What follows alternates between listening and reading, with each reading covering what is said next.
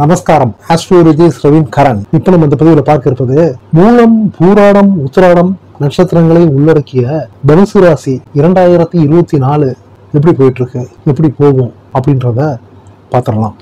நேர்மைக்கும் உண்மைக்கும் பக்திக்கும் வீரத்துக்கும் தீரத்துக்கும் பேர் போனவங்க தான் தனுசு ராசிக்காரங்க. ஏன் அப்படின்னாக்கா, உங்க தனுசு ராசியினுடைய சிம்பலை பார்த்தீங்க அப்படின்னாக்கா வில் அம்பு, ராமபிரானின் சிம்பல் சின்னம்.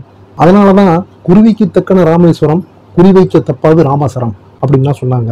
அதாவது தனுசு ராசியில் இருக்கிறவங்க ஒரு வேலையை எடுத்துட்டாங்க அப்படின்னாக்கா அதுல எவ்வளவு தூரம் கண்ணும் கருத்துமா ஒரு ஊழ்முறக்கம் இல்லாம மெய் வெறுத்த அதுல பாடு பண்ணணுமோ, கடுமையா உழைக்கணுமோ, எவ்வளவு எஃபோர்ட் பண்ணணுமோ போட்டு அந்த வேலையை முடிக்கிறதுல ஒரு குறியோட இருக்கிறவங்க தான் தனுசு ராசிக்காரங்க.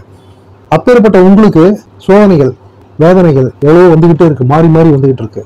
காற்றும் புயலும் மழையும் மாறி மாறி அடிக்கிற மாதிரி உங்களை போட்டு திக்கு முக்காட வைக்குது. காலபுருஷ தத்துவத்துல மேஷ ராசியிலிருந்து மேஷம், ரிஷபம், மிதுனம், கடகம் இந்த ஆர்டர்ல பாத்தீங்கன்னாக்கா 9வது ராசியாக வருகின்ற ராசி தான் உங்களுடைய தனுசு ராசி. 9 என்கின்ற பாக்கிய ஸ்தானத்துக்கு உரியவங்க நீங்க.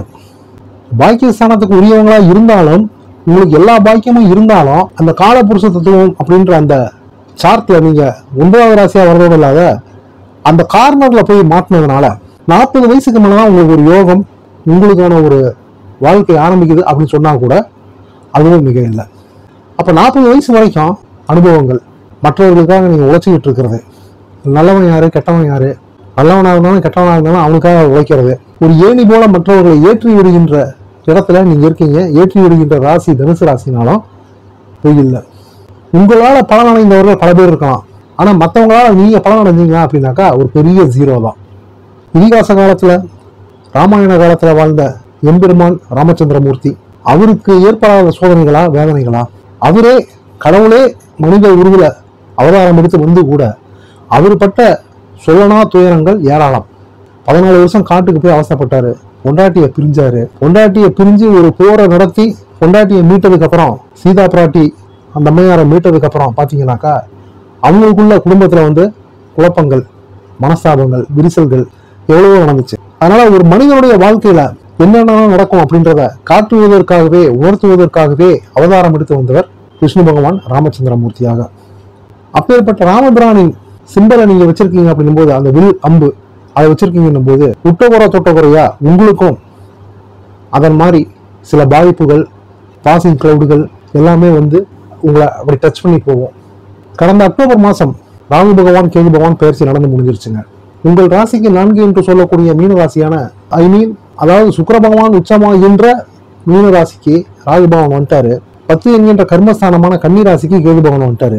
இந்த ராகு பகவான் கேது பகவான் இவங்களுடைய பயிற்சியை தனுசு ராசிக்காரங்களுடைய பலருடைய வாழ்க்கையை அப்படியே திருப்பி போட்டிருக்கு, பாத்தி போட்டிருக்கு, புரட்டி போட்டிருக்குன்னு கூட சொல்லலாம்.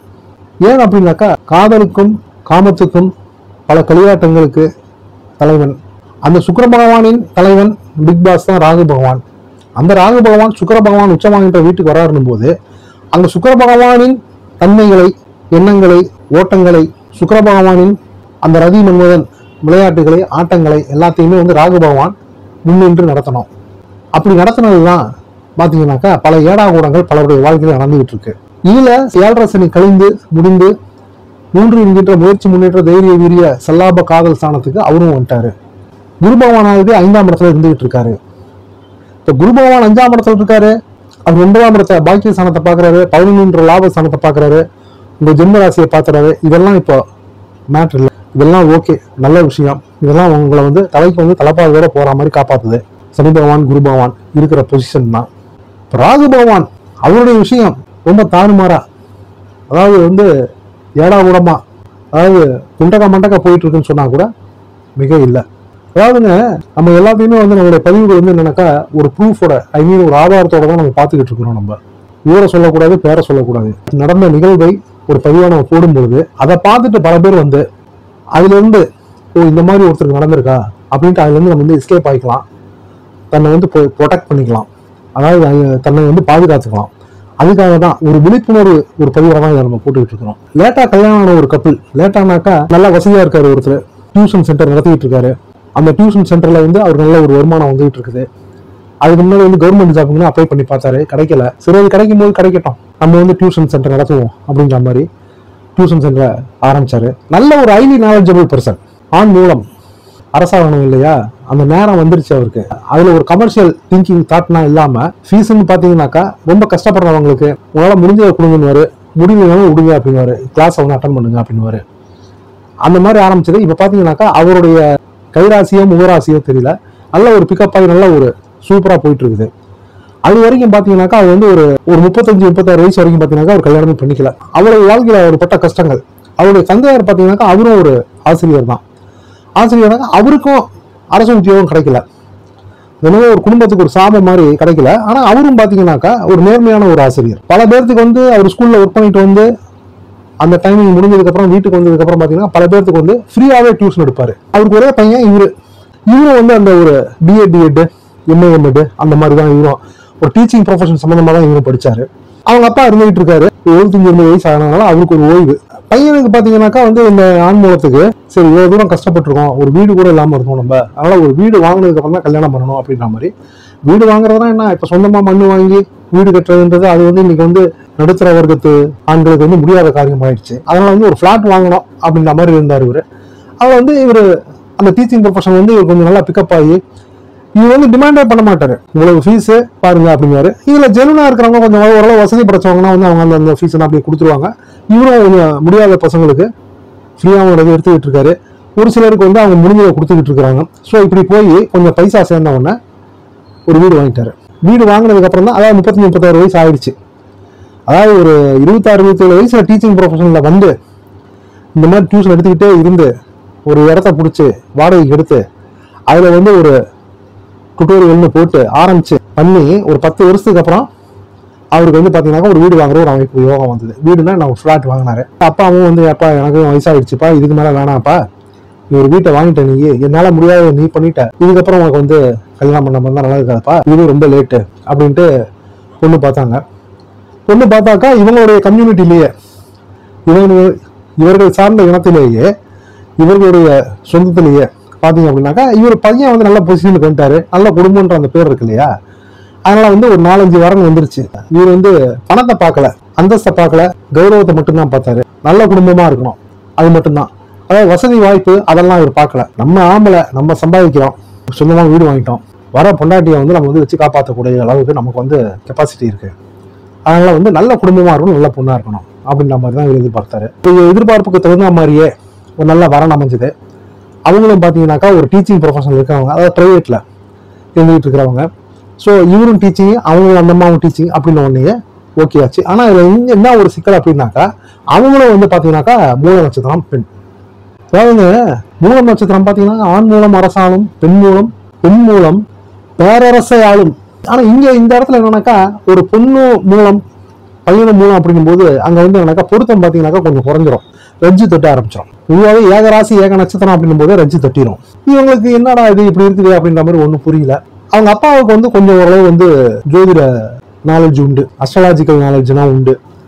அவர் பார்த்துட்டு என்னப்பா இந்த மாதிரி இருக்குதுப்பா, இந்த பொண்ணு நல்லா இருக்குப்பா, அப்பதான் நான் போறேன் 4 மணிக்கு 4:30 மணிக்கு போறேன், அது கிளாஸ் முடிச்சுட்டு வருது, ஸ்கூல் முடிச்சுட்டு வருது, அது வந்தவொடனே பார்த்தோன்னே இந்த மாதிரி சொன்ன உடனே வந்து எனக்கு அவ்வளவு தூரம் உபசரணை பண்ணி காஃபியை போட்டு கொண்டாந்து கொடுத்து ஒரு டக்குன்னு ஒரு பக்கடா மாதிரி எதையோ ஒன்று பண்ணி எனக்கு ஒரு ஸ்நாக்ஸ் நான் கொண்டாந்து வச்சு எனக்கு நல்லா கவனிச்சுதுப்பா. அந்த பொண்ணை பார்த்ததுக்கு அப்புறம் கூட உனக்கு நல்ல மேட்சிங்கா இருக்கும் என் மனசுக்கு படுதுப்பா. அது பேசுறது கூட பாத்தீங்கன்னா ரொம்ப ஆழமான ஒரு கருத்துக்கள், ரொம்ப ஒரு அனுபவபூர்வமா பேசுதுப்பா. அது பெரிய மனுஷி தோரணை இல்லை. அப்பதான் நம்ம போறோம் வரோம், இருந்தாலும் வந்து பார்த்தோன்னே வந்து பேசும்போதே வந்து என்னப்பா வீட்டுல அம்மானா எப்படி இருக்காங்க அப்படின்னு உங்க அம்மா விசாரிக்குதுப்பா, உங்க உடம்புலாம் எப்படி இருக்குது, மாத்திரைலாம் கரெக்டா போடுறீங்களா அப்படின்ற மாதிரி நம்மள ரொம்ப டீட்டெயிலா கேக்குதுப்பா. அப்புறம் உங்க பிள்ளை எப்படிப்பா இருக்காரு அப்படின்ற மாதிரி கேக்குது. அப்புறம் வந்து அந்த உட்காந்து பேசும்போது பார்த்தாக்கா அந்த பொண்ணு சொல்லுது, எனக்கு வந்து வரவர் வந்து இப்படி இருக்கணும் அப்படி இருக்கணும்னு நான் எதிர்பார்க்கல, அதாவது வந்து பல லட்சங்கள் பல கோடிகளுக்கு அதிபதியா இருக்கணும்னு நான் எதிர்பார்க்கல, நல்லா பண்புள்ள மனுஷனா இருக்கணும், கஞ்சியை கூட குடிச்சாலும் படுத்தா தூக்கம் வரணும். இன்னொரு விஷயமும் சொல்லிச்சுப்பா அந்த பொண்ணு, எனக்கு கல்யாணத்திலேயே விருப்பம் இல்லை, அதுல வந்து ஒரு ஈடுபாடு வரல எனக்கு கல்யாணத்திலேயே, ஏமா அப்படின்னு கேட்டேன் நான். இல்ல அது என்னவோ தெரியல, நம்ம வந்து நானும் இவங்களுக்கு ஒரே பொண்ணு தான், சரி இவங்களை யாரு கவனிப்பா நான் கல்யாணம் போயிட்டா, நீ ஏமா அப்படி நினைக்கிற, கல்யாணத்துக்கு அப்புறம் இவங்க நம்ம எல்லாரும் ஒன்னா இருக்க வேண்டியதானே, வந்துட வேண்டியதானே அப்படின்னா, அது எப்படிப்பா அது சரியா வராதுப்பா, அது வரலாம் போகலாம் ஆனா அது சரியா வராதுப்பா அப்படின்ற மாதிரி சொல்லிடுச்சு. அது பாரு எவ்வளவு தூரம் மெச்சூரா பேசுது. அவங்க அம்மா அப்பா பாத்தீங்கன்னா ஒண்ணுமே பேசல, சைலண்டா இருக்காங்க. அவங்க அப்பா வந்து ஒரு retired central government staff pension வந்துட்டு இருக்குது. இருக்கிறது ஒரு சொந்த மண் இருக்குது, ஒரு சின்ன லெவல்ல ஒரு 1/2 கிரவுண்டு அந்த மாதிரி. பொண்ணு வந்து வேலைக்கு போச்சுனாக்கா அவங்க வீட்டுக்கு ஏதாவது கொடுக்கணும்னு எதிர்பார்க்கணும்னு நினைக்கிறேன்ப்பா. கொடுக்கணும்னு நினைச்சுன்னா குடும்பம்னு கூட நான் சொல்லிட்டேன், அதனால என்னப்பா பாத்துக்கலாம்ப்பா அது அப்படின்ட்டு. அதுவும் அதாவது வந்து மூடி மறைச்சு ஒரு சபை அலங்காரத்துக்காக பேசுறது அந்த மாதிரியே இல்லை. அது ஓப்பனா அது எதுவாக இருந்தாலும் வந்து அது ப்ராக்டிக்கலா பேசுதுப்பா. அது நல்லா ஒரு மெச்சூர்டா பேசுது தம்பி. அப்படின்னா அப்ப அது உங்களுக்கு ஓகேனாக்கா அது என்னப்பா அது முடிச்சிடலாமே நீங்க அப்படின்னும் போது, ஆனா அங்கதான்ப்பா ஒரு சிக்கலா இருக்கு. நீயும் மூலம் அந்த பொண்ணு மூலம்ப்பா. ஓ அப்ப அப்படின்னா என்னங்க அது என்ன அப்படின்னா, இல்ல அது வந்து ரஜ்ஜு தட்டுதுப்பா. ரஜ்ஜு தட்டுனா என்னங்க? ரஜ்ஜு தட்டுனா அப்படி நான் சொல்றது, அது கழுத்துல வந்து தாலி நிக்காத போயிடும்பா அப்படின்றாரு. அப்படியா? கழுத்துல இவர் புரிஞ்சுக்கிட்டார், பையன் ஆண் மூலம் ஒரு வாத்தியார் புரிஞ்சுக்கிட்டாரு. அப்படியா? என்னங்க அது வந்து அது பொண்ணு நல்லா இருக்குன்றீங்க, எல்லாம் கரெக்டாக இருக்குன்றீங்க, அதில் வந்து எந்த ஒரு பிக்கு பிடுங்களும் இல்லை, அவங்க அம்மா அப்பாவும் குடும்பமும் நல்ல குடும்பம்ன்றீங்க, அது இதை ஏங்க நம்ம பெருசுப்படுத்தணும் அப்படின்னு ஒன்று. சரி நீ ஒரு வாட்டி பார்த்துட்டு முடிவு பண்ணுறியாப்பா அப்பா கேட்குறாரு. இல்லைங்க நீங்கள் பார்த்துட்டீங்க, நீங்கள் பார்த்தாலே வந்து போதுங்க, நான் பார்த்த மாதிரி தான். இன்னொரு விஷயம்னாக்கா நீங்கள் உங்களுடைய கணிப்பு கரெக்டாக இருக்குமே, அதான் நீங்கள் என்ன நினைக்கிறீங்க அப்படின்னு ஒன்றையே. அது இந்த பொண்ணுக்கு வந்து அந்த ஏகராசி ஏக நட்சத்திரம் அது சேர்த்தா கூட தப்புன்னு நினைக்கிறப்ப, அந்த ரஜ்ஜு தட்டுன்றதை வந்து நம்ம வந்து அதை கொஞ்சம் விட்டுருவோம். நம்ம ஒன்றும் இது இல்லை, அதுக்கு வந்து வேற மாதிரி ஏதாவது ஒரு கல்யாணத்தப்பவே வந்து அந்த ஒரு சின்ன பரிகாரம் ஏதாவது ஒன்று இருக்குப்பா, நம்ம வந்து கல்யாணத்தை பண்ணிடலாம் நினைக்கிறேன்ப்பா.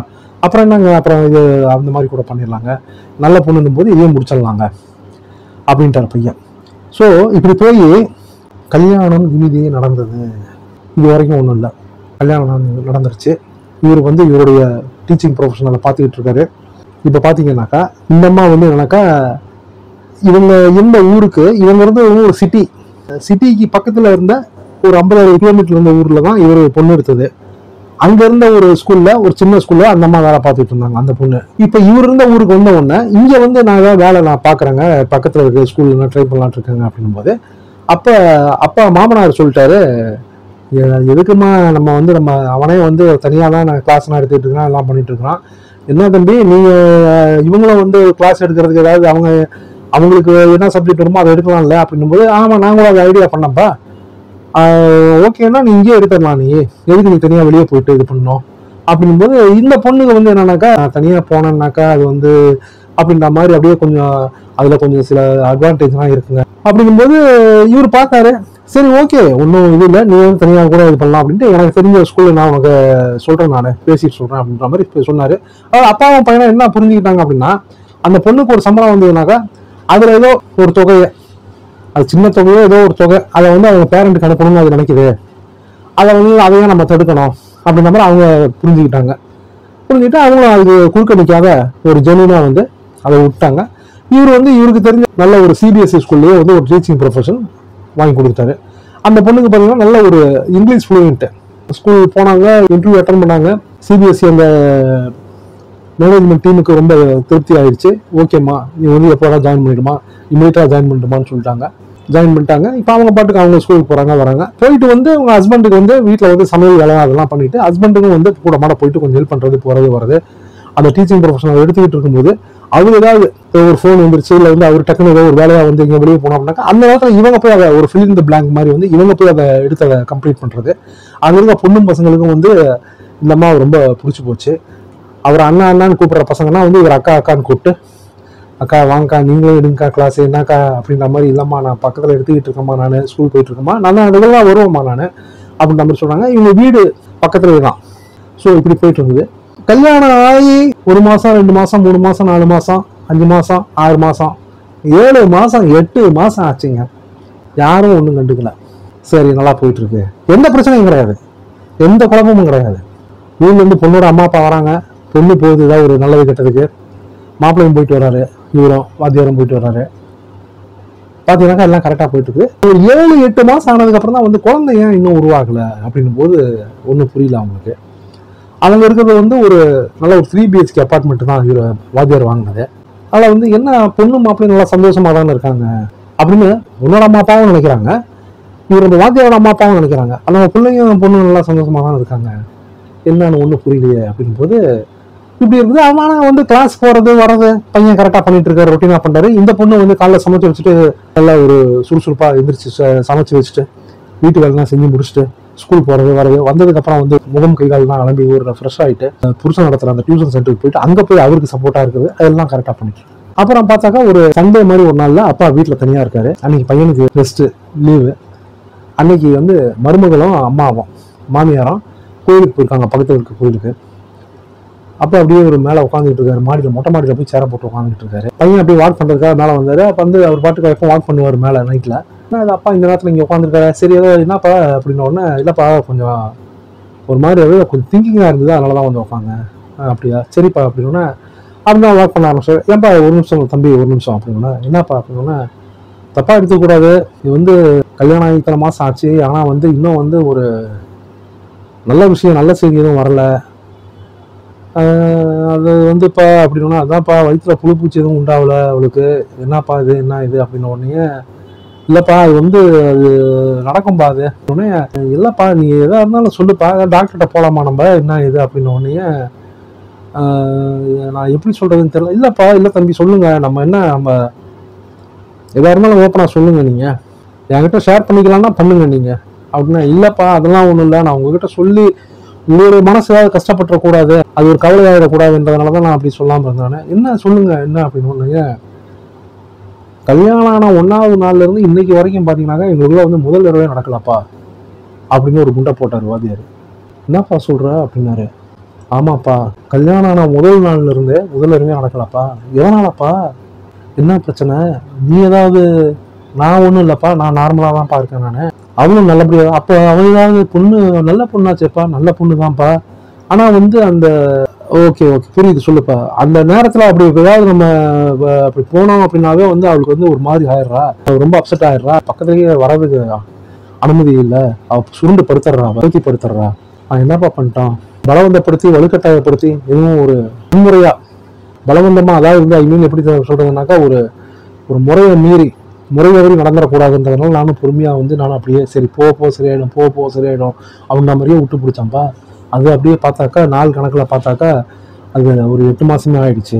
இப்படிதான்ப்பா இப்படி இருக்கக்கூடாது அப்படின்னு ஒன்று எதான் என்னன்னு தெரிலப்பா எனக்கு, சரிப்பா பார்க்கலாம் என்னன்றத அப்படின்றாரு. அடுத்த நாள் இவங்க எந்திரிச்சு புள்ள வந்து டியூஷனுக்கு போகிறாரு, அதாவது டுட்டோரியலுக்கு போகிறாரு, அவர் வேலையை அவர் பார்க்குறாரு.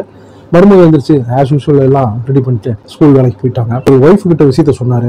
அதாங்க நானும் வந்து அப்படியே ஜாட மாடையா நான் கோயிலுக்கு போய் இந்த இடத்துல வந்து உட்கார வந்து இருக்கும்போது அங்க வந்து பேசினாங்க. நானு இல்லம்மா அது பண்ணிக்கலாமா, அது என்னம்மா குழந்தை பெற்றுக்கிறது என்னம்மா இருக்கு, அதுக்கு நாள் இருக்குமா அப்படிதான் சொல்லிச்சு தவிர இந்த விஷயத்த உடச்சி சொல்லலைங்க.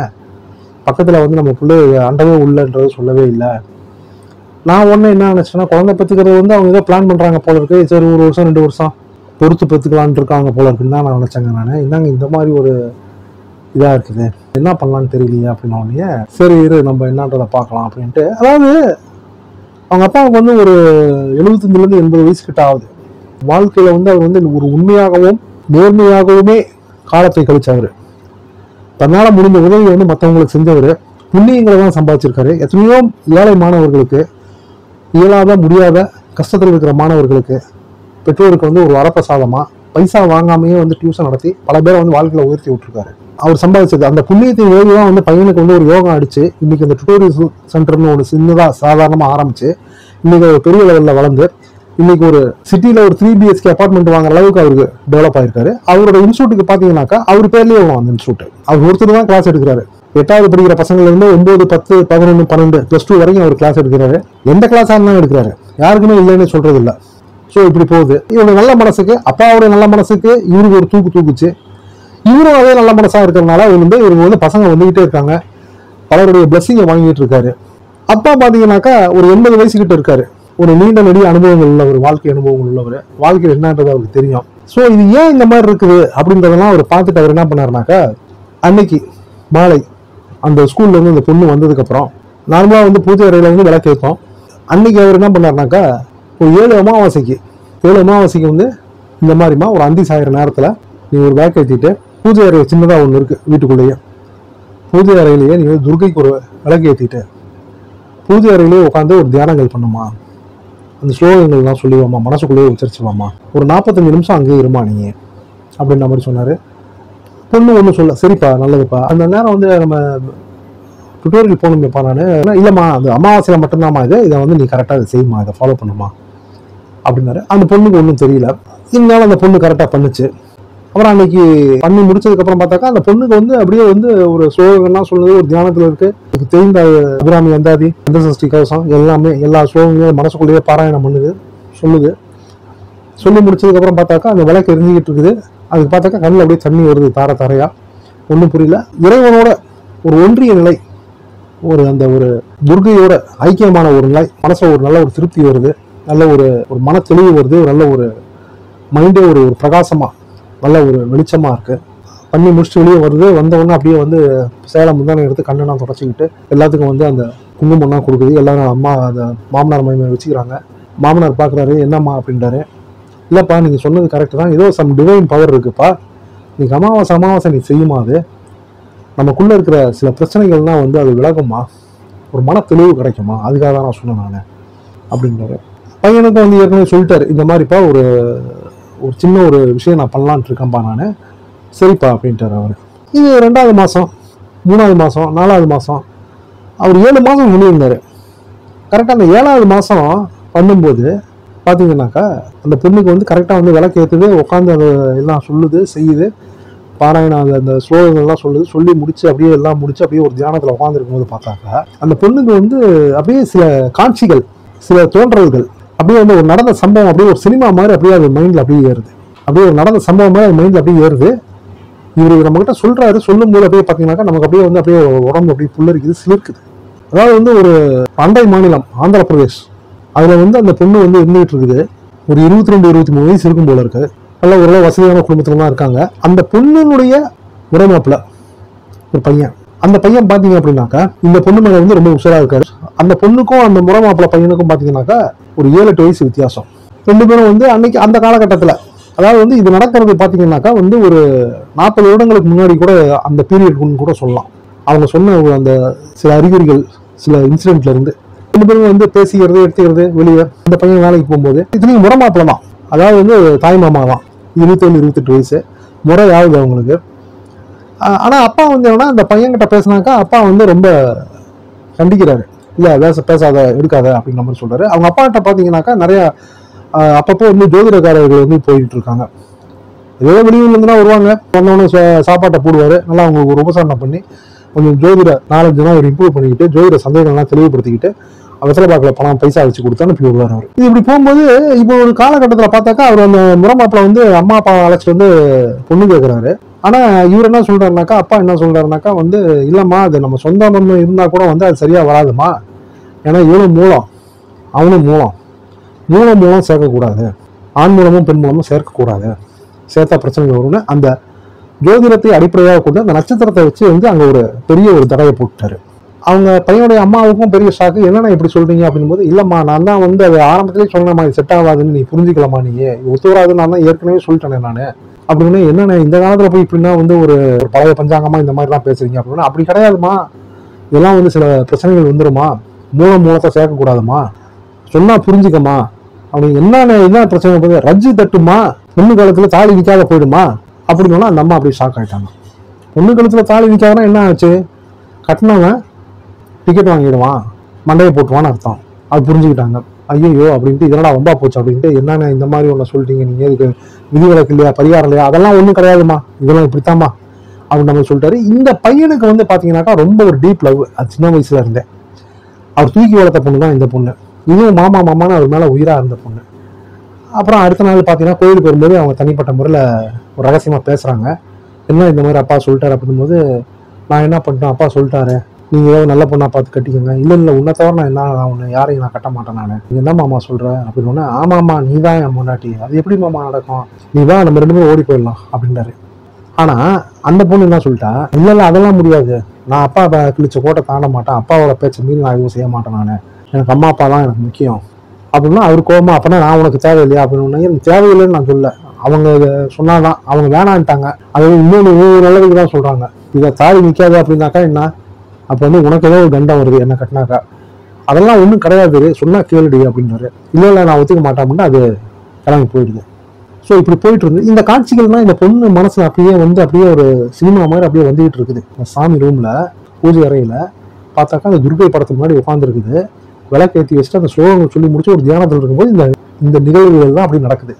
அப்படியே கேட்டுக்கிட்டு அப்படியே இருக்குது, ஓடிட்டு இருக்குது, அப்படியே இருக்குது, வேர்த்து வேர்த்து ஊத்திக்கிட்டு இருக்குது. பின் டிராப் சைலண்ட்ல வீடே நிசப்தமா இருக்குது, அப்படியே ஓடிட்டு இருக்குது.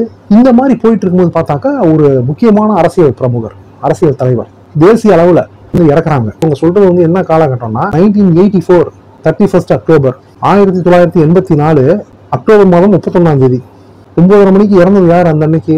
84ல இந்திரா காந்தி அம்மையார். கரெக்டா அந்த பொண்ணு சொல்றா அன்னைக்கு அவங்க இறக்குறாங்க. இப்ப இருந்த மாதிரி பாத்தீங்கன்னாக்கா வந்து சோசியல் மீடியா எதுவுமே அப்போ வந்து பெருசா கிடையாது. அப்போ வந்து பிரிண்ட் மீடியா, டிவி நியூஸ் வரும், ரேடியோ நியூஸ் வரும். பாரத பிரதமர் இந்திரா காந்தி அம்மையார் மரணமடைந்தார், அவருடைய பாதுகாவலர்களாலேயே சுட்டுக் கொல்லப்பட்டார்ன்ற நியூஸ் வந்து அப்படியே இந்தியாவில் வந்து அங்கிருந்து டெல்லியில இருந்து ஒரு ஒரு ஸ்டேட்டுக்கும் ஊருக்கும் அப்படியே வரும்போது பாத்தீங்கன்னாக்கா இங்க 9:30 மணிக்கு அவங்க இறந்தது, இங்க பாத்தீங்கன்னாக்கா ஒரு 10 மணி 10:30 மணிக்கு என்ன பாத்தீங்கன்னாக்கா இங்க வந்து ஒரு நண்பகல்ல ஒரு 12 மணி 1 மணியை தாண்டு போனாக்கா ஊர்ல எல்லாம் நியூஸ் வந்துருச்சு. அவன் கடையை மூட்டான், கடையை சாத்திட்டான், வன்முறைகள் வெடிக்க ஆரம்பிக்குது, பஸ்ஸுலாம் அங்கங்க நிப்பாட்டாங்க, பஸ் எந்த ஊருக்கும் போகல கொள்ளல, இந்த மாதிரி இருக்குது. ஊரே பாத்தீங்கன்னாக்கா அங்கங்க போலீஸ் பாதுகாப்பு போட்டாங்க. அதனால வந்து ஒரு ஒரு முக்கியமான அரசியல் பிரமுகர்கள் இறந்துட்டாங்க அப்படின்னும் போது இந்த மாதிரி ஒரு சில அசம்பாவிதங்கள் சேரும் நடக்கும் அப்படின்ட்டு முன்னெச்சரிக்கை நடவடிக்கையாக வந்து எல்லா ஊர்லயும் அங்கங்க வந்து பெரிய முன்னெச்சரிக்கை ஏற்பாடுகள் தான் பண்றாங்க. ஏறக்குறைய பார்த்தாக்கா ஒரு ஏதோ ஒரு கலவரம் நடக்கிறத தடுக்கணுன்ற மாதிரி, பெரிய ஒரு விபரீதம் நடக்கிறத தடுக்கணுன்ற மாதிரி பாத்தீங்கன்னாக்கா எல்லாம் வந்து கடையை மூட்டாங்க, எல்லாம் க்ளோஸ் பண்ணிட்டாங்க. எல்லாம் ஆஃபீஸ் போனவங்கன்னா வந்து டக்குன்னு வந்து ஆஃபீஸ்லாம் க்ளோஸ் பண்ணிட்டு எல்லாம் வீட்டுக்கு போய் சேருங்கப்பா அப்படின்ட்டாங்க. ஸ்டாஃபுங்களை எல்லாம் போயிட்டாங்க. ஒரு அப்நார்மல் கண்டிஷன் சிச்சுவேஷன் போயிட்டு இருக்குது. அந்த நேரம் பாத்தீங்கன்னாக்கா அன்னைக்கு முதல் நாள் வந்து இவங்க வந்து இந்த பொண்ணுடைய அம்மாவும் அப்பா வந்து வெளியூர் போயிருக்காங்க ஒரு மாப்பிள்ளை பாக்குறதுக்காக. இந்த பொண்ணுக்கு இவங்க மாப்பிள்ளை பார்த்துட்டு இவங்க வரணும், அடுத்த நாள் காலைல வந்து அந்த ஊர்ல வந்து வரணும், இதுதான் பிளானு. ஆனா பார்த்தாக்கா அங்க அவங்க போன ஊர் பார்த்தாக்கா இவங்க இருந்த ஊர்ல இருந்து அந்த ஆந்திராவில இருந்து ஒரு குண்டூர் மாதிரி ஒரு ஊர், அங்க இருந்து ஒரு 150 கிலோமீட்டர் ஊர். அது ட்ரெயின் இல்லை, ஒரு பஸ்ஸை பிடிச்சி வரணும், பஸ்ஸு ஓடல, ட்ரெயினும் ஓடல, ஏகப்பட்ட சிக்கல்கள். அப்ப அங்க இருக்கிறவங்க சொல்றாங்க, இல்ல நீங்க நம்ம வீட்லயே ஒரு 2 நாள் ஒரு நாள் இருந்து போங்க, நிலைமைகள்லாம் கொஞ்சம் சரியாகட்டும் அப்படின்னு அவங்க சொல்லிட்டாங்க. அவங்க வேற வழி இல்லை. வீட்டுக்கு ஃபோன் பண்ணி, அப்போ வந்து ஃபோன் ட்ரங்கால் போட்டு ஃபோன் பண்ணி இந்த மாதிரி இருக்குதுமா, நீ வீட்டை போட்டு ஜாக்கிரதையா இருமா, பத்திரமா இருமா அப்படின்ற மாதிரி இன்ஸ்ட்ரக்ஷன் கொடுத்துறாங்க. சரிப்பா சரிம்மா, நீங்க வந்து பார்த்து வாங்க, நிதானமா வாங்க, ஒன்றும் பிரச்சனை கிடையாது, நீ எதுக்கும் வெளியே போடாத, எல்லாமே அரிசி பருப்பு உப்பு புளி மிளகாய் எல்லாமே வீட்டில் இருக்குது, காய்கறிலாம் இருக்குது, நீ எதுக்கும் வெளியே போடாத, நாங்கள் 2 நாளில் வந்துடுறோம், நாங்கள் சேஃப்டியா இரு, பத்திரமா இரு, வீட்டை பூட்டிக்கோ, நீ யார் இருந்தாலும் கதவை திறக்காத, சரிப்பா சரிம்மா அப்படின்ட்டாங்க. இந்த பொண்ணு அப்படி இருந்துகிட்டு இருக்கிறா. நண்பகல் தாண்டிடுச்சு, மதியானம் ஆயிடுச்சு, ஒரு 3-3:30 மணி ஆயிடுச்சு. சரி வீட்டில் வந்து நம்ம வந்து வேலைக்கு நான் பார்க்கலாம், துணி தான் துவைக்கலாம் அப்படின்ட்டு இந்த பொண்ணு வந்து பின்னாடி துணி துவைக்கிறதுக்காக போறான். போனாக்கா இவ போய் நிக்கிறான். போனாக்கா அந்த பின்னால செவரை எட்டி வச்சு அந்த முறமாப்பிள்ள உள்ள வராரு. பார்த்துட்டு ஷாக் ஆகிட்டா, என்ன மாமா என்ன இந்த நேரத்தில் வர, நீங்க அம்மா அப்பா வர இல்லை, நீ என்ன இப்படி முன்னாடி வராது இப்படி வர, நீ தான் வீட்டை பூட்டி வச்சிருக்கீங்க, அவங்க அப்பன் சொல்லிட்டானா வீட்டை பூட்டிக்க, கதவை திறக்காது அப்படின்னு. ஆமா இந்த மாதிரி ஏனா குடமா இருக்க, இந்த மாதிரி இந்திரா காந்தி செத்து போயிட்டாங்களாமே, அதனால அவங்க வர முடியல. ஓஹோ எப்போ வராங்களாம், 2 நாள் ஆகுமா, சரிப்பா உள்ள வர தண்ணி கொடு அப்படின்னு. ஏமாமா நீ பின்னாடி எட்டி குச்சி எகிரி குச்சி வந்து யாராவது பார்த்தா என்ன நினைப்பாங்க, அதெல்லாம் யாரும் பார்க்கல, எல்லாம் வீட்டுக்குள்ள உட்காந்துக்கிட்டு இருக்காங்க, டிவி பார்த்துக்கிட்டு இருக்காங்க, வா அப்படின்னு சொல்லிட்டு ஒரு வீட்டுக்கு போறாரு. உனக்கு என்ன மாமா ஏதோ ஒரு வாடை அடிக்குது, சாராயங்கிறாங்க சாப்பிட்ருக்கேன் நீ அப்படின்னா, அதெல்லாம் ஒன்றும் இல்லைப்பா நீ வேற, அதெல்லாம் கொஞ்சம் லைட்டாக ஏதோ வந்து அவன் கூட ஒருத்தன் சாப்பிட்டான், அவன் கூட உட்காந்து எனக்கும் அந்த வாசனை ஒட்டிக்கிச்சு. ஆனால் அன்றைக்கி வந்து அவர் சரக்கை போட்டு வந்துட்டார். யார் முறமாப்பிள்ள, நல்ல வீரவர், ஆண்மூலம் வந்து நல்ல பையன், ஒரு 27-28 வயசு ஆகுது. அந்த காதலுக்கு குறுக்க வந்து அப்பனையே வந்துட்டாரு, அதாவது மாமனாரே வந்துட்டாரு. அந்த நட்சத்திரம் ஏக நட்சத்திரம், ஆண் மூலம் பெண் மூலம் சேர்க்கக்கூடாதுன்னு ஒரு கத்தியை போட்டுறாங்க. உள்ள வந்தாரு. உள்ள வந்த உடனே தண்ணியை குடிச்சாரு. தண்ணியை குடிச்சிட்டு, ஆமா என்ன இப்போ வந்து 2 நட்சத்திரம் வந்து மூலம் சேர்த்தா என்ன ஏதாவது ஏடா விட மாட்டோமா, இப்போ நீ என்ன கல்யாணம் பண்ணிட்டாக்கா என்ன வந்து அசைற காத்துனா நின்றுமா, ஆடுற மரம்னா நின்றுமா, செடி கொடிலாம் நின்றுமா, இல்லை சூரியன் உதிக்காத போயிடுமா, இல்லை சந்திரன் வந்து மறையாத போயிடுமா, என்ன நடந்துற போகுது, என்ன மாமா இந்த மாதிரிலாம் பேசுகிறேன், எனக்கு ரொம்ப பயமா இருக்குது, நீ முதல்ல இங்கேருந்து கிளம்பி நீ வீட்டுக்கு போ, நான் கேட்ட திறக்கிறேன், நீ வீட்டுக்கு போ அப்படின்னு அந்த பொண்ணு சாவி எடுக்கிறா. நான் உன்னை விட்டு போக முடியாது அப்படின்னா, நான் வந்து எவ்வளவு வருஷமா நான் வந்து நீ தான் என் பொண்டாட்டின்ற மாதிரி ஒரு மனசுல வந்து ஒரு கற்பனை கோட்டையிலேயே நான் வாழ்ந்துகிட்டு இருந்தேன். நம்ம 2 பேரும் புருஷன் பொண்டாட்டி இருந்தோம், உனக்கு தெரியாதா, புருஷன் பொண்டாட்டியே தான் மாமா நினைச்சுக்கிட்டு இருந்தோம், ஆனா வந்து அதுதான் நடக்கலையே மாமா, நம்ம என்ன மாமா பண்றது அப்படின்னு இந்த பொண்ணு சொல்றான். அவனும் படிச்ச பையன், இவனும் படிச்ச பொண்ணு, முறைவேறு எதுவுமே நடந்துக்கல. கிணத்து தண்ணிய ஆத்து வெள்ளமா அடிச்சுட்டு போக போகுது அப்படின்னு நம்ம நினைச்சுக்கிட்டு இருந்தேன். ஆனா இப்போ உங்க அப்பா பண்ண வேலை பார்த்தாக்கா என் சோத்துல மண்ணை போட்டான். இல்ல மாமா நல்லது தானே சொல்றாரு, உனக்கு என்ன, எனக்கு என்ன நல்லது அவங்க அப்பன்னு சொல்றது, எனக்கு தெரியாதா, அம்மா அப்பாவுக்கு தெரியாதா, அதனால நான் வேற ஒரு ஐடியாவோட வந்திருக்கேன்ட்டு மேலே போய் கையை வச்சாரு. இல்லை மாமா வேணாம் மாமா வேணாம் மாமா அப்படின்னா அவள் ஓடுனா. உள்ள அட்டம் டு ரேப், பலவந்தப்படுத்தி நம்ம வந்து அவளை அடைஞ்சிட்டோம் அப்படின்னாக்கா அவங்க வேற வழியில நம்ம கட்டி வச்சுருவாங்க அப்படின்ற மாதிரி அந்த காலத்துல அந்த பையன் அதுக்கு ஒரு முடிவு எடுத்திருக்காரு ஆண் மூலம். மூல நட்சத்திரம் பாத்தீங்கன்னாக்கா எப்படியாவது ஒரு விஷயத்த வந்து சாதிக்கணுன்றது வந்து ஒரு வைராக்கியமா இருக்கக்கூடிய ஒரு நட்சத்திரம். முதல்ல சாத்வீகமா போவோம், சாமதான பேத தண்டம், சமாதானமா போவோம். அதுக்கப்புறம் வந்து வெள்ளக்கூடிய பறக்க விடும், அதுக்கப்புறம் பேச்சுவார்த்தை, அதுக்கப்புறம் காலில் விழுவுறது, எதுவும் சரியா வரலையா அடிவாளை தூக்குறது. இந்த மாதிரி மூல நட்சத்திரம் பாத்தீங்கன்னாக்கா அது ஒரு, ஏன்னா கேதுவின் சாரம் பெற்ற நட்சத்திரம்ல. கேது பகவான் யார் சாதாரணமான ஆளா? பாம்பு தலையாச்சுங்க, டிராகன்ஸ் ஹெட். அதனால ராகுவோட பொல்லாதவர். ராகு பகவான் கொடுத்து கெடுக்கிறவரு, இவர் வந்து கெடுத்து கொடுக்கிறவரு கேது பகவானு. ஞானத்தை கொடுக்கிறவர்ல, ஞான மோட்சக்காரங்க ஞானக்காரங்கனாச்சே. அதனால இவனும் மூலம் இந்த பொண்ணும். அதனால ஓடுறா, எஸ்கேப் ஆகிறா. அவர் வந்து அவர் ஏற்கனவே சரக்கை போட்டு வந்துட்டாரு, பூஸ்ட்ல இருக்காரு அவரு. அவர் போறாரு, ஒரு வலுக்கட்டாயப்படுத்தி ஒரு கத்தரா. அவங்கவுங்க வீட்டை பூட்டிட்டு இருக்காங்க, அவங்கவுங்க டிவி சவுண்டு ரேடியோ சவுண்டு வச்சுட்டு வால்யூம் அதிகமாக வச்சு கேட்டுட்டு இருக்காங்க. ஏன்னா வந்து டெல்லியில் நடக்கிற நியூஸ் வந்து பரபரப்பாக சொல்லிட்டு இருக்கான். ஊரே பார்த்தீங்கன்னா அமைதியா இருக்குது. இதுல வந்து போலீஸ்காரங்க போக்குவரத்து, அந்த பேட்ரோல் வண்டிகள் போறது வர்றது, இந்த ரோந்துக்கு போறது வர்றது, இதெல்லாம் நடந்துட்டு இருக்குது. யாருக்கும் ஒன்றும் சவுண்டு கேட்கல, என்ன ஏதுன்னு ஒன்றும் புரியல. இவர் வந்து என்ன பண்றது எது பண்ணது இல்லை. இவர் வந்து ஒரு ஏறக்குறைய வந்து அட்டம் ரேப்ல போய் வந்து ஒரு நடத்த சாதிச்சுட்டு போற தெரிஞ்சிருச்சு. இவர் ஒத்துக்கவே மாட்டேங்கிறா, பிடி கொடுக்கல. இவன் ரொம்ப வலுக்கட்டாயமா ஸ்ட்ராங்கா இருந்து ஸ்டபானா இருந்து, இது ஒரு பெண் மூலமாச்சு, சும்மா விடுமா அது? எந்த மூலமா இருந்தாலும், ஆண் மூலமா இருந்தானா எந்த மூலமா இருந்தாலும் அப்படின்ற மாதிரி வீரத்தை காட்டுது. அவர் அப்படி தகச்சு போயிடுறாரு. என்ன இந்த மாதிரி என்ன பண்றாங்க அப்படின்ட்டு, நம்ம சரக்கு போட்டு வந்துட்டோம், நம்மளே சமாளிக்கிறாளே இவ அப்படின்னு நம்ம என்ன பார்த்தாரு. அப்புறம் டபக்குன்னு பார்த்தாருனாக்கா அங்க இருந்து அப்படியே ஒரு செல்ஃப்ல ஒரு கத்தி இருந்தது. அந்த கத்தியை டக்குன்னு தூக்கிட்டாரு, கத்தியை காமிச்சு மிரட்டினாரு. அவர் கரெக்டா கொண்டு வந்து நச்சுன்னு கொண்டு வந்து அப்படி தொண்டை குழியில வச்சாரு. ஒத்துக்கோ, இல்லைனாக்கா நானே குத்திடுவேன் உன்னை அப்படின்ற மாதிரி. அதாவது வந்து பாத்தீங்கன்னாக்கா அப்படியே வந்து அந்த காட்சி பாத்தீங்கன்னாக்கா ஒரு ரணகாலமா, ஒரு ரொம்ப ஒரு கொடுமா, ரொம்ப ஒரு வயலண்டா, அதாவது வந்து ஒரு எக்ஸ்ட்ரீம் லெவல்ல போயிடுச்சு. இவ பாத்தீங்கன்னாக்கா வந்து அதாவது எப்படி சொல்றதுன்னு தெரியல. அதாவது வந்து அந்த சேலையை தோரகா பண்ணிட்டாரு, உருவிட்டாரு, ஜாக்கெட் கிழிஞ்சிருச்சு. அதாவது எல்லாம் ஒரு அரை நிர்வாணத்துக்கு கொண்டு வந்துட்டாரு. இவரு பாத்தீங்கன்னாக்கா இவரோட நிலைமை அதை விட மோசமா இருந்துகிட்டு இருக்குது.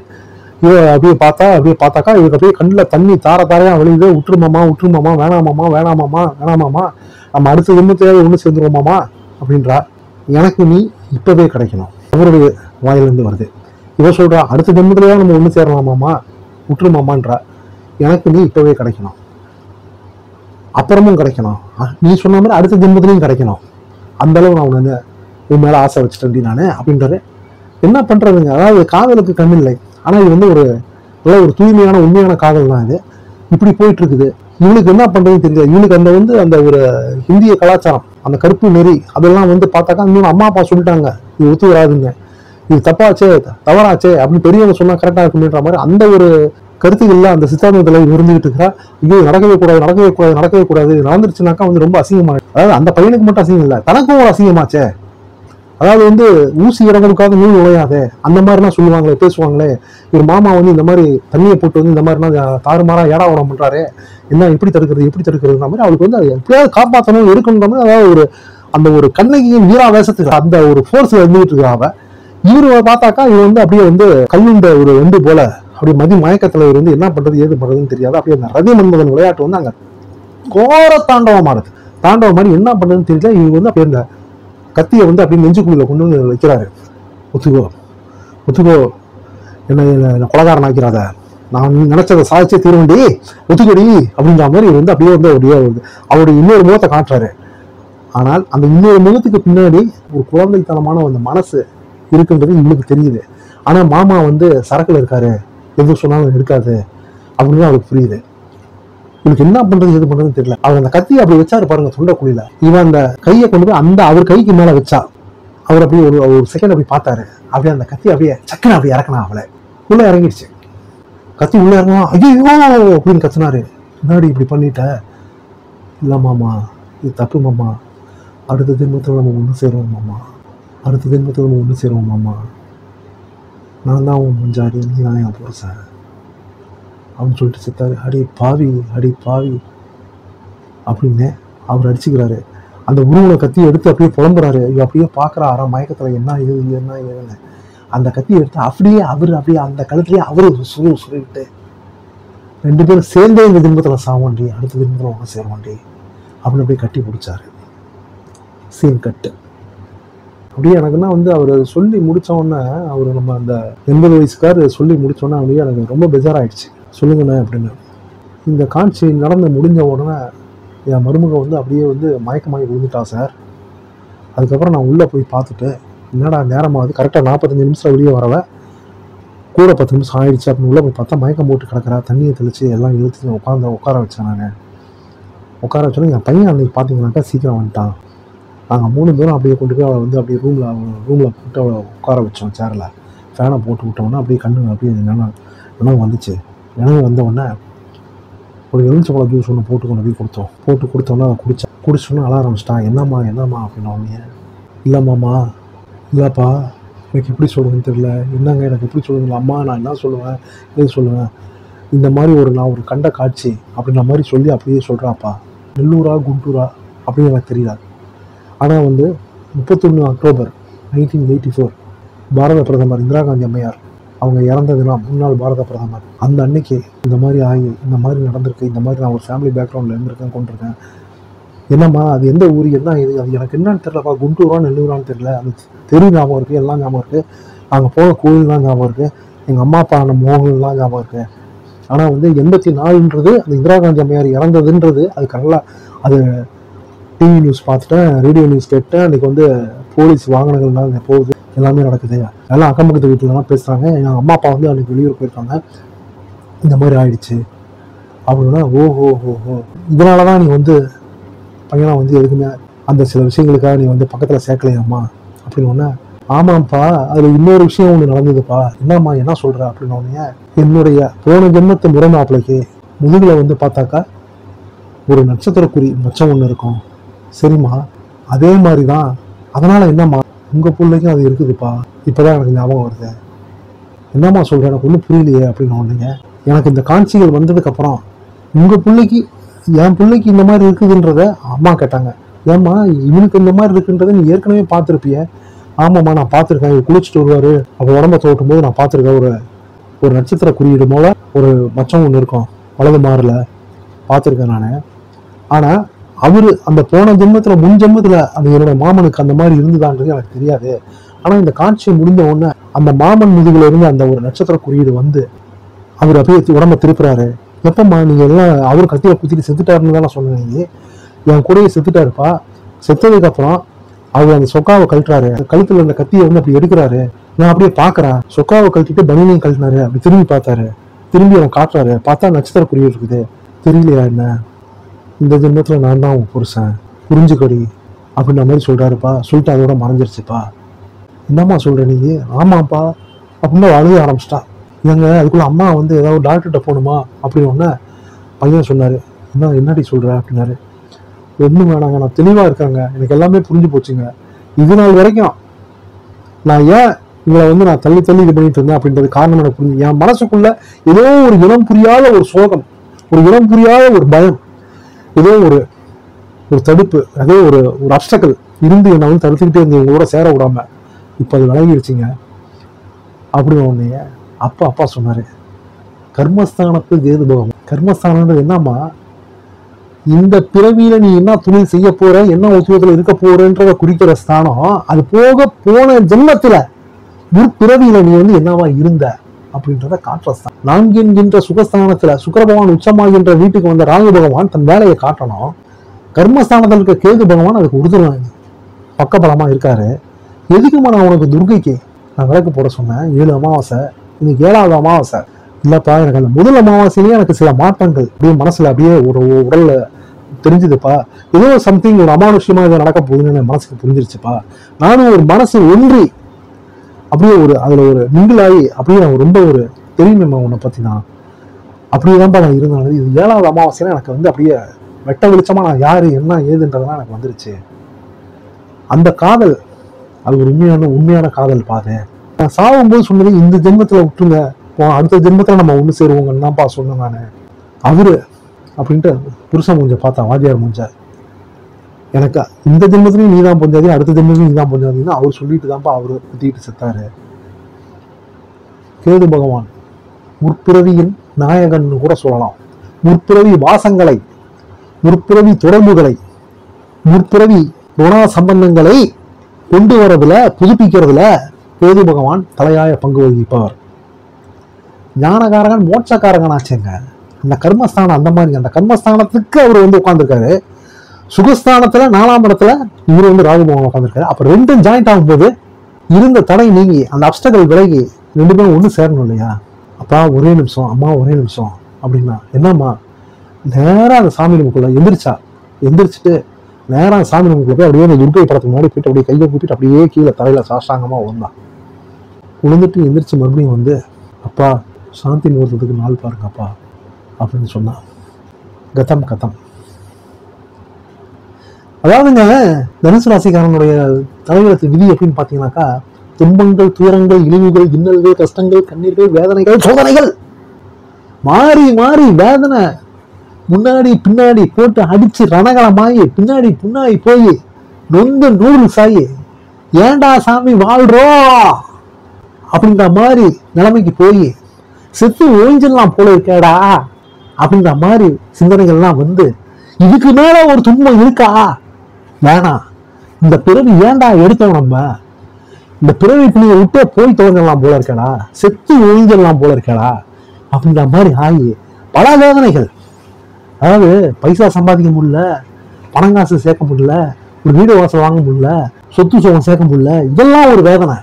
இதெல்லாம் மீறி ஒரு பொண்டாட்டி கட்டி அந்த பொண்டாட்டி நம்மளை சேர விடாத தடுக்கிறான்னு போது அவன் பொண்டாட்டி கூட பஞ்சா குளிச்சுன்னு 2வது 3வதுக்கு போறான், செட்டப் வச்சுன்னு போறான். ஆனா நமக்கு கட்டின பொண்டாட்டியே துரோகியா இருக்காதடா, நமக்கு கட்டின பொண்டாட்டியே விரோதி ஆயிட்டாடா, கிட்ட சேர்க்க விட மாட்டேன்றாடா, கிட்ட வர விட மாட்டேன்றாடா, தொட விட மாட்டேன்றாடா அப்படின்ற மாதிரி அந்த தாம்பத்திய சுகம் கிடைக்காம ஏங்கிறது இருக்கு பாருங்க.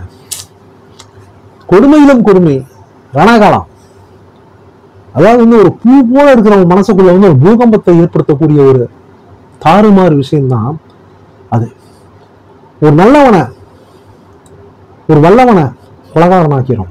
எப்படி அந்த முன் ஜென்மத்துல அந்த பையனை 27-28 வயசு பையனை கொலகாரன் ஆக்குச்சோ, ஆனா அதே சமயம் ஆண் மூலம் கொலகாரன் ஆக்குச்சு. ஆனா இந்த பெண் அந்த கற்பு நெறி பிறழாமல் தவறாமல் அதுல இருந்து அப்படி ஒரு நூல் கூட விலகாம இருந்து அவன் இறக்கின அந்த கத்திய அவன் ஒரு பயத்துக்கு காட்டினான். அவன் செஞ்சே காமிச்சா அப்படி சக்குன்னு அவன் இறக்கினா பாருங்க, ஒரு 2 இன்ச்சு இறக்கினா போதுங்க, முடிஞ்சுதுங்க. தொண்டை குழிக்குள்ள போச்சுன்னா என்ன, அவ்வளவுதான்.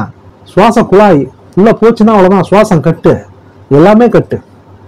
ஆனா அவன் பாருங்க ஆண் மூலம் அதே கத்தி எடுத்து சொல்லிட்டு இந்த ஜென்மத்திலையும் நீதான் பொண்டாட்டி, அடுத்த ஜென்மத்திலையும் நீதாண்டியா மொழிதாரி அப்படின்னு அவன் குத்தின்னு சொன்னான் பாருங்க. அந்த காதல் உண்மையான காதல்ன்றது சேர்த்துருச்சுங்க. இதுக்கு மூலமா இருந்தா என்ன, பூராடமா இருந்தா என்ன, அது உத்திராடமா இருந்தா என்ன. அந்த தனுசு ராசிக்கு பாத்தீங்கன்னா அந்த 4ஆம் இடம் 10ஆம் இடம் ராகு பகவான் கேது பகவான் வந்தாங்கன்னாவே இந்த மாதிரி மிராக்கல்ஸ் தான் அப்படியே சூரியனை கண்ட பழி துளி போல விலகிறது மாதிரி அப்படி நடக்கும். சான்ஸே இல்லை. இதெல்லாம் பாத்தீங்கன்னாக்கா இதெல்லாம் உத்தியோகம், தொழில், வேலை வெட்டி, படிப்பு, கல்வி, குடும்ப முன்னேற்றம், இதெல்லாம் வேற கேட்டகரி. இந்த கேட்டகரி இருக்கு பாருங்க, இது நீங்க நினைக்கலாம் இதெல்லாம் ஒரு அடல் சொல்லி மாற்றி ஒரு தூரம் பேசிட்டு இருக்காரு. இதுதாங்க முக்கியம். இதுதாங்க உங்க வாழ்க்கைக்கே ஒரு பிளேயர் சொல்லி போடுறது. இதை போட்டாதாங்க ஒரு புருஷன் பொண்டாட்டி கல்யாணம் ஆகி சேர்ந்தாதானங்க குடும்ப விருத்தி ஆகும், குழந்தை குட்டி பிறக்கும், அவன் வாழ்க்கை அதுக்கப்புறம் பல நல்ல கெட்டவைகளை பார்ப்பான், அனுபவிப்பான், தாங்குவான். ஒரு வாரிசு இருந்தாதானங்க அவன் குழந்தை அந்த எதிர்காலத்துக்கு, அந்த குழந்தைங்க எதிர்காலத்துக்காக தானங்க அவன் நான் போய் உழைக்கிறான், மாடா ஓடா உழைக்கிறான். இது வேணுமேங்க. இதுவே இல்லவா அப்ப எப்படிங்க? காதல் என்ன சாதாரண விஷயமா? காதல உயிரை கொடுப்பாங்க. செத்து போன பொண்டாட்டிக்காக ஷாஜகான் கட்டினதாங்க தாஜ்மஹால் இன்னைக்கு நிக்குதுங்க.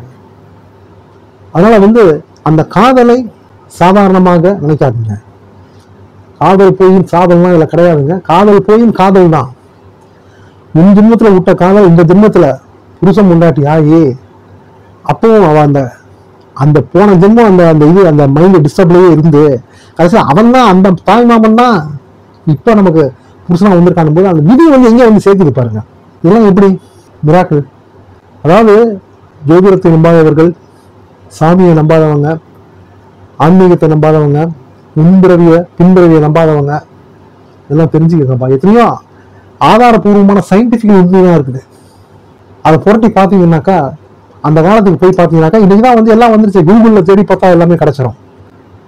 மெய்ஞானம் அப்படின்றது வந்து பார்த்தீங்கன்னா விஞ்ஞானத்தை மிஞ்சிய மெய்ஞானம். சயின்ஸை ஓவர்டேக் பண்ணதுதான் ஸ்பிரிச்சுவல். அந்த ஸ்பிரிச்சுவலுக்கு முன்னாடி சயின்ஸ்னா ஒண்ணுமே கிடையாது, தவிடுபடி ஆயிடும், தெரிச்சு ஓடிடும்.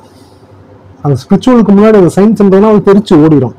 எஸ்பெஷலி இந்த பாக்கியஸ்தானத்து தனுசு ராசிக்கு 9வது ராசியா வர தனுசு ராசிக்கு பார்த்தீங்கன்னாக்கா ஒரு இன்பம் அப்படின்றது, ஒரு இல்லறம் இல்லாததுன்றது, ஒரு துன்பம் வந்து ஒரு சோதனையை கொடுத்து தான் ஆகணும் அப்படின்றது எழுதப்படாத விதி.